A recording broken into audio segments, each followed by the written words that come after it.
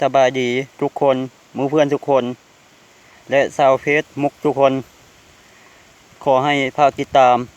และกดแชร์ด้วยเด้อมาที่เก่าที่เดิมนั่งอยู่เถียงนาน้อยอยู่ที่ข้างกกเป้าอยู่ที่ข้างกกเป้าครั้งแรกที่เฮาได้มาครั้งนี้มาแต่งเพลงบทเพลงว่านั่งกอดเถียงนาน้อยนั่งกอดเถียงนาน้อยแต่งเพลงว่านั่งกอดเถียงนาน้อยก็ขอให้รับชมได้เลยพร้อมกับต้นเป้านี่ดูเถียงนาข้อเองสิมาแต่งเพลงบทมาที่เก่าที่เดิมแล้วก็ขอให้รับชมได้เลยเพลงนี้ชื่อว่านั่งกอดเถียงนาน้อยขอให้รับชมได้เลยอยู่ข้างกกเป้านี่นั่งก็ขอให้รับชมได้เลยนั่งกอดเถียงนาน้อยเหงาคือคนเป็นบ้าผู้สาวบ่ได้มาหาคือโพดแค่นอใจคนอ้ายได้มานั่งดูเถียงนาน้อยคนเดียวน้องบ่ได้มาตั้งแต่มือที่เฮาเลิกกันดูที่อีกข้างกกเป่าเหงาคือคนเป็นบ้าผู้สาวบ่ได้มาหาจังแม่นโพดแท้นออ้ายนี้ได้กอดเถียงนาน้อยไว้กับตัวเองให้สาใจหา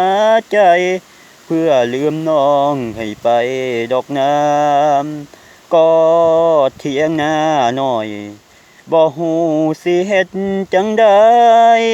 เอ้ยนี่ได้มากอดเถียงนาน้อยรอน้องอยู่ที่เก่าที่เดิมดูข้างกกเป่าดูที่เถียงนาน้อยตั้งแต่เฮาเลิกกันมือนั้นอ้ายได้ไปดูที่เก่าที่เดิมสัญญาบ่เป็นสัญญา